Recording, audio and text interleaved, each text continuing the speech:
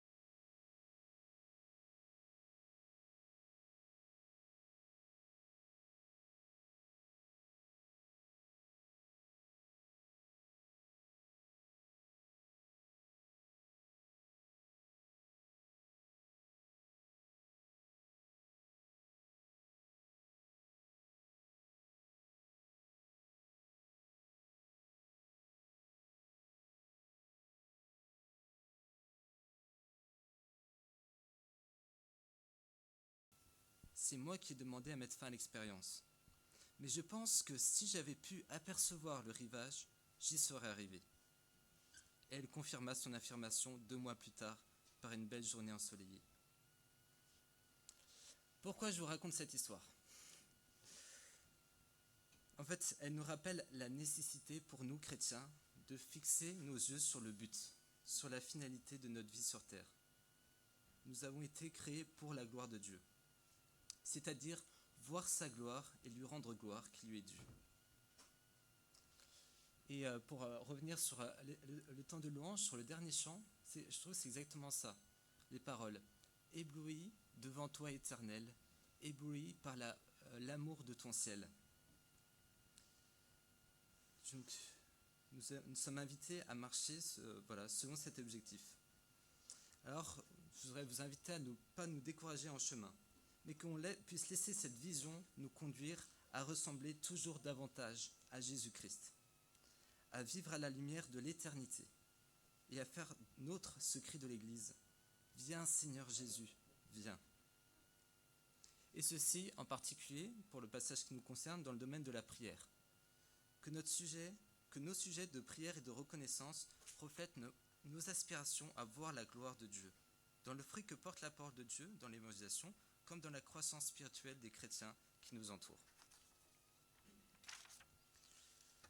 Alors, l'histoire que je viens de vous lire, il est tiré en fait d'un livre de Don Carson sur la prière, que je vous conseille de lire. Je l'avais lu il y a un petit moment, il y a une dizaine d'années, et il ne m'avait pas marqué.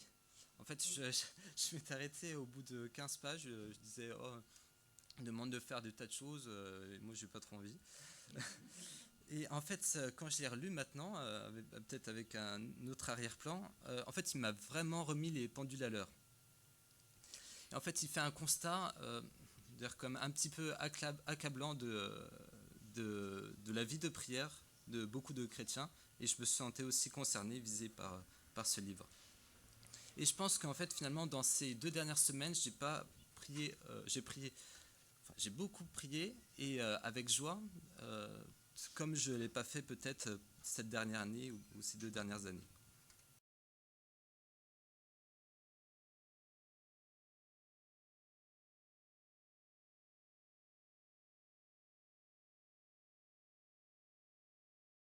Vous encourager à persévérer dans la prière. Et nous allons parcourir aujourd'hui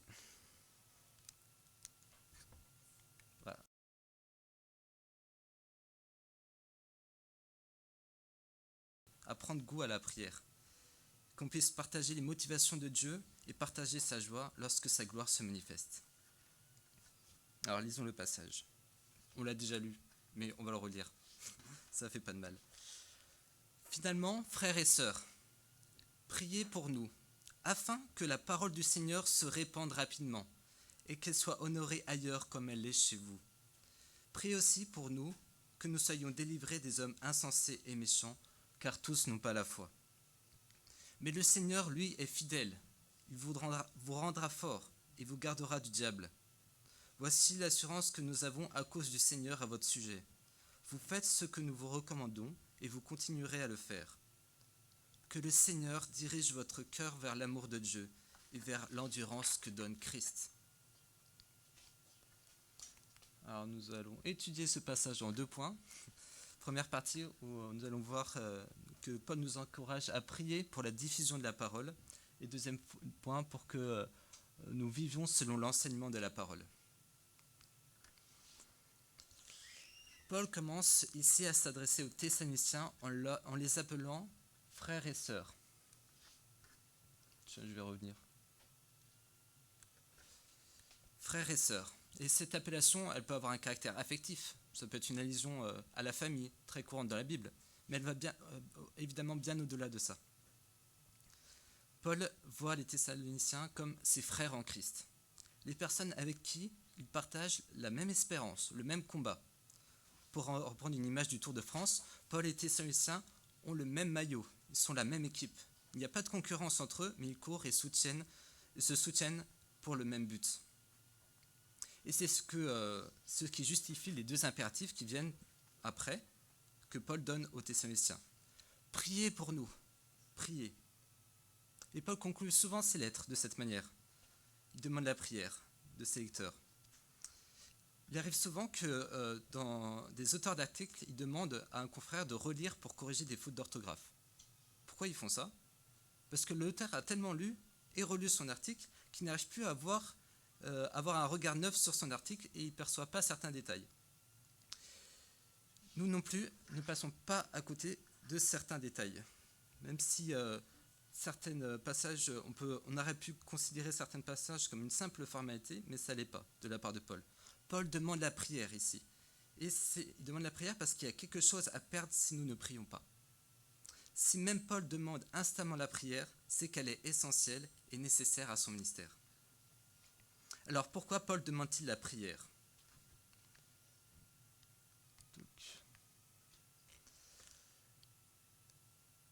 La réponse est dans la suite du passage, afin que la parole du Seigneur se répande rapidement et qu'elle soit honorée, glorifiée ailleurs comme elle l'est chez vous.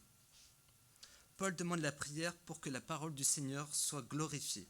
C'est étonnant, non ? En fait, je n'ai pas retrouvé cette expression ailleurs dans la Bible en regardant la concordance, je me trompe peut-être. Habituellement, c'est plutôt Dieu qui est glorifié, ou Christ, mais là, c'est la parole qui est glorifiée. Qu'est-ce que Paul veut dire exactement par là ? Il en donne un exemple concret dans la suite de la phrase. Comme elle l'est chez vous. En quoi les Thessaloniciens ont glorifié la parole ? C'est important à regarder parce que cela nous éclaire vraiment sur l'objectif lorsque Paul prie, lorsqu'il demande la prière. Et par effet de miroir, cela nous enseigne pour quel objectif Paul sollicite les prières de Thessaloniciens et peut-être aussi les nôtres. Dans 1 Thessaloniciens, voici ce qu'il rapporte. Je ne l'ai pas mis. Le message de l'Évangile, vous l'avez reçu, non comme la parole des hommes, mais ainsi qu'elle l'est véritablement, comme la parole de Dieu qui agit en vous qui croyez. Notre Évangile ne vous a pas été prêché en parole seulement, mais avec puissance, avec l'Esprit Saint. Et vous-même, vous avez été mes imitateurs et ceux du Seigneur, en recevant la parole au milieu de beaucoup de tribulations, avec la joie du Saint-Esprit. En sorte que vous êtes devenus un modèle pour tous les croyants de la Macédoine et de l'Achaïe. En fait, lorsque Paul demande que la parole du Seigneur soit glorifiée, il souhaite que l'évangile qu'il annonce soit reconnu comme venant de Dieu. Il souhaite que la puissance transformatrice de la parole par le Saint-Esprit soit évidente pour tous. En somme, que Dieu manifeste sa gloire en transformant des vies à la suite de la prédication de sa parole. Je pense que si nous attendons autre chose dans la prière d'intercession comme résultat dans nos prières que Dieu soit honoré ou glorifié, on peut être déçu. Si le principal sujet de reconnaissance et de satisfaction de la prière est celui de voir seulement Dieu répondre à notre réussite personnelle, notre épanouissement, notre santé ou notre bonheur, nous pouvons être déçus. Et en fait, je me dis parfois dans mes réflexions dans la prière, je suis ambigu avec Dieu. Dieu, il aime répondre à mes prières quand je lui demande des choses. C'est pas la question, mais quel est le fond de mon attente? Et parfois, je peux être rusé, je peux prier Dieu, que Dieu, bien sûr, Dieu soit glorifié. Mais si au passage, tu peux répondre à mes problèmes et les résoudre, franchement, ça m'arrangerait. Ce serait quand même chouette. Dieu peut le faire, et il le fait avec joie et de bien des manières. Mais est-ce que l'attente de notre cœur est bien placée, est vraiment bien placée? Il y a un passage dans Matthieu qui nous dit, je ne sais plus le passage, mais je l'ai affiché, là où est ton trésor, là aussi sera ton cœur. Matthieu 6, 21. Peut-on vraiment affirmer que notre cœur est attaché à nous réjouir de la gloire de Dieu? Lorsque parfois je considère tous les trésors que j'affectionne de mon développement personnel ou de tout ordre, projet professionnel ou autre encore. Et cette question, je la pose à moi en premier. Si Dieu avait estimé, je cite Carson, si Dieu avait estimé que notre besoin principal était d'ordre économique, il aurait envoyé un économiste. Si nous avions avant tout besoin de nous distraire, il aurait envoyé un comédien ou un artiste. Mais Dieu savait que notre besoin le plus criant était lié à notre péché et notre séparation d'avec lui, à notre rébellion. C'est pourquoi il nous a envoyé un sauveur.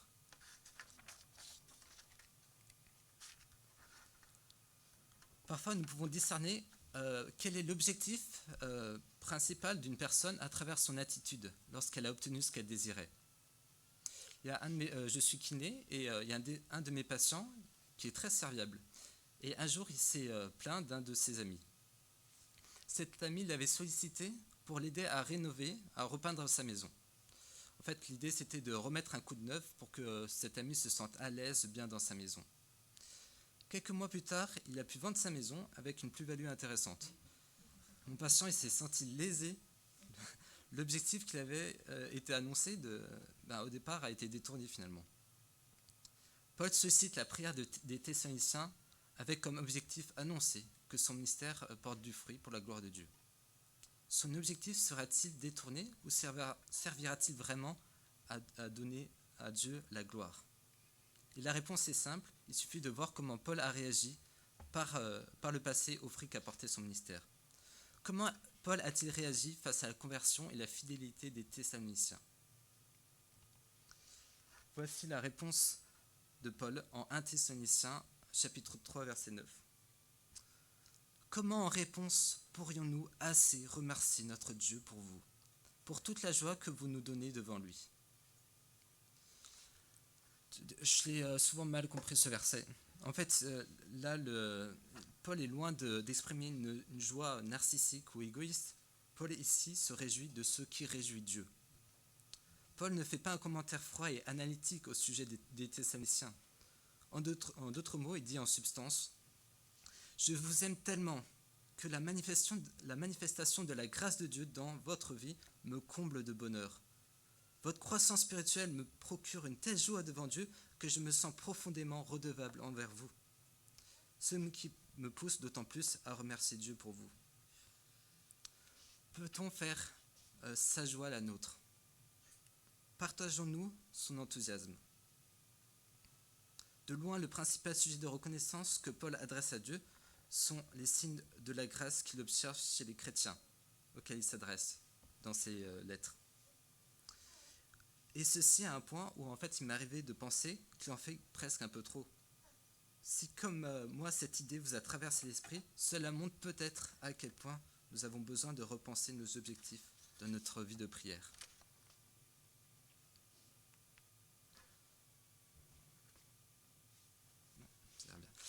Deuxième point, prier pour vivre selon l'enseignement de la parole.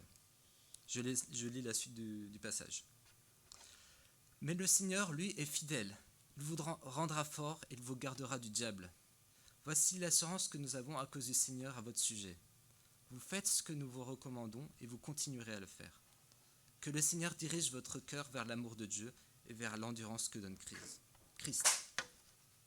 Une petite pause.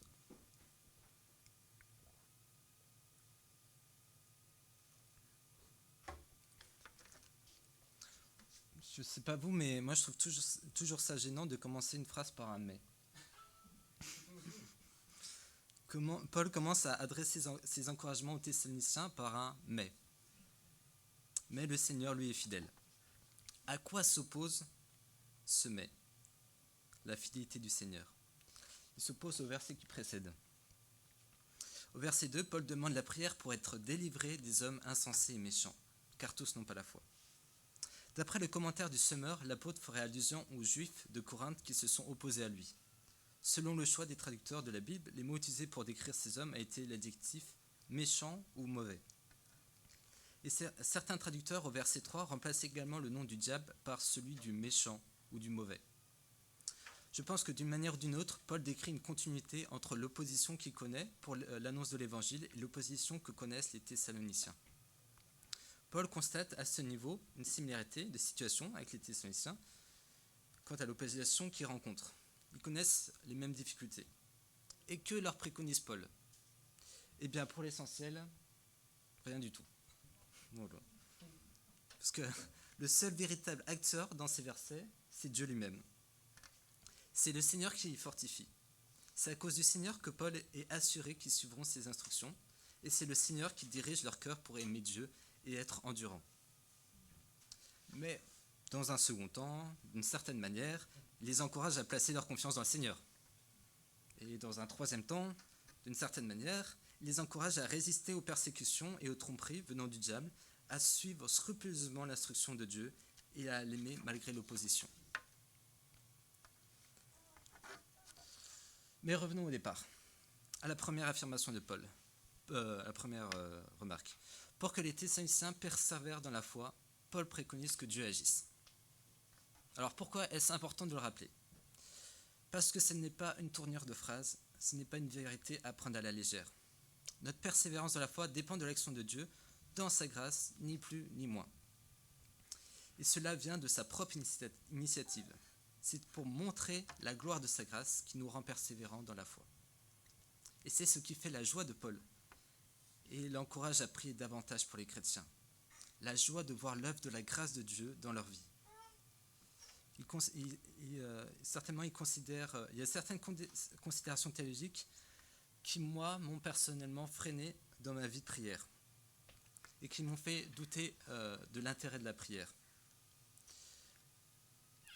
En fait, Fred en avait parlé, j'en parle à nouveau succinctement, mais c'est pour nous stimuler à la prière comme ça m'a stimulé. En premier lieu, la Bible affirme que Dieu mérite toute la gloire parce qu'il est souverain sur notre persévérance, sur notre vie et sur ce qui nous entoure. Comme le dit Éphésiens 1 verset 11.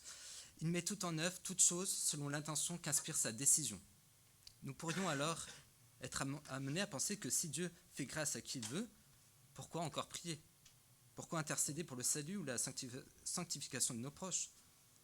Et même en tant que chrétiens, nous pouvons nous laisser aller à la réflexion que l'action de la prière, en définitive, porte seulement sur notre propre cœur.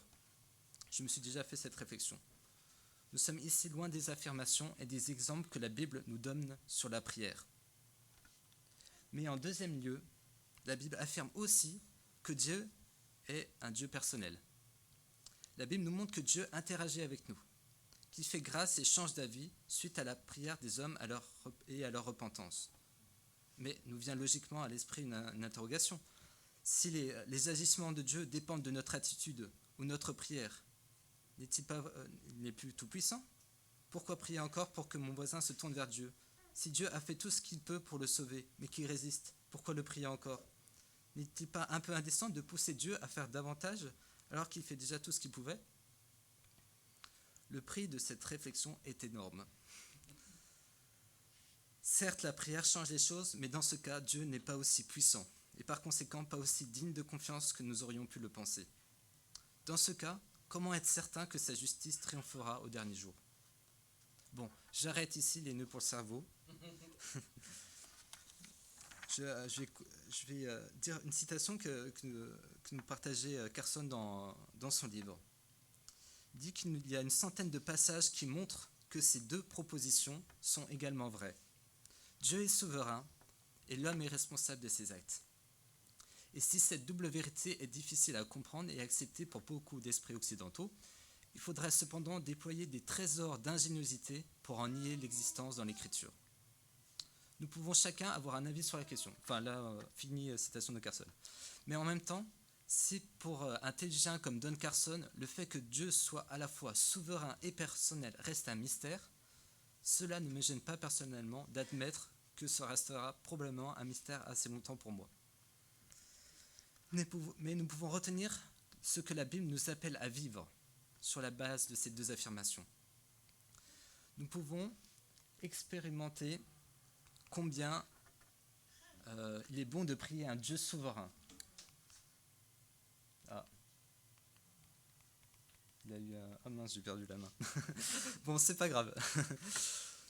Nous pouvons expérimenter combien il est bon de prier un Dieu souverain, parce qu'il est libre. Dieu est libre et agit comme il le juge bon. Et nous pouvons expérimenter combien il est bon de prier un Dieu personnel, parce qu'il entend et répond et œuvre pour le bien des siens, et non avec l'inflexibilité d'un destin rigide et inexorable. Les deux doivent rester en équilibre. Il y a un passage dans Daniel 9, verset 2, qui m'a beaucoup encouragé là-dessus.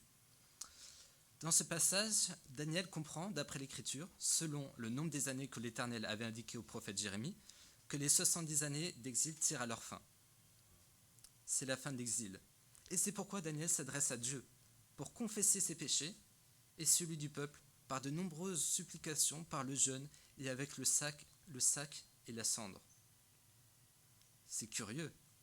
La confiance de Daniel dans la souveraineté de Dieu ne l'a pas laissé oisif, mais au contraire l'a poussé à prendre ses responsabilités et à s'engager dans la vie de prière et la repentance.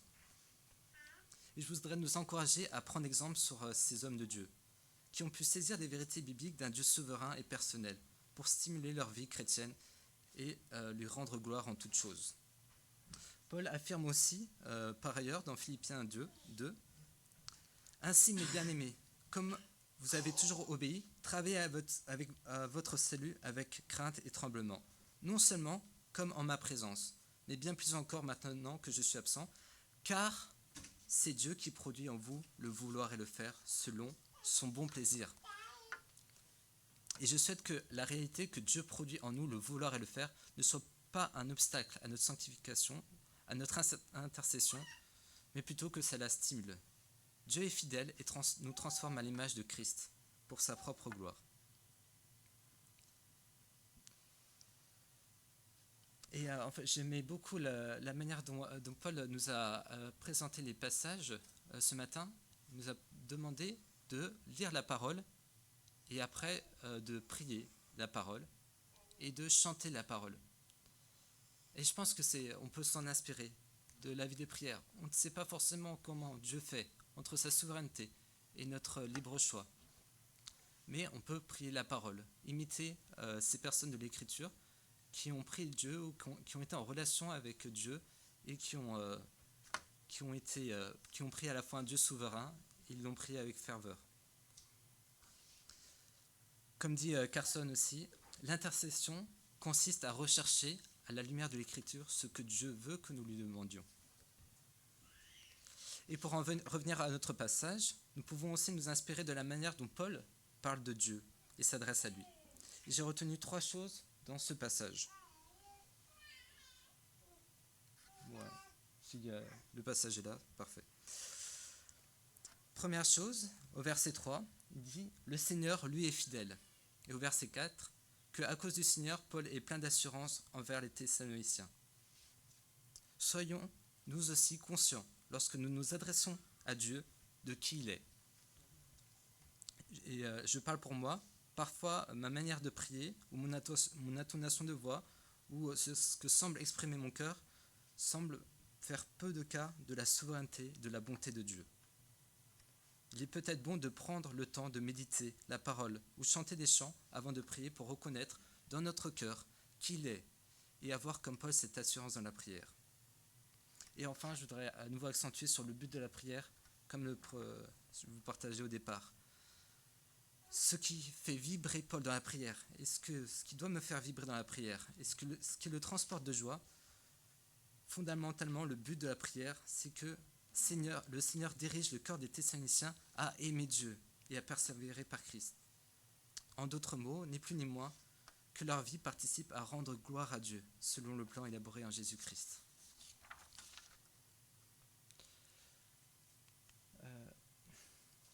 Je vais conclure par à nouveau deux passages du livre. Nous apprenons vite que Dieu se soucie davantage de notre sainteté que de notre confort. Il veut que nous recherchions la mort à nous-mêmes et non l'épanouissement personnel. Moi, ce livre, il m'a fait une claque et il m'a stimulé dans ma vie de prière, il m'a donné de la joie et voilà, j'espère qu'on puisse le vivre nous aussi encore plus en Église. Je vais conclure aussi par ce verset de Matthieu, chapitre 6. Cherchez d'abord le royaume de Dieu, et toutes choses vous seront données par-dessus.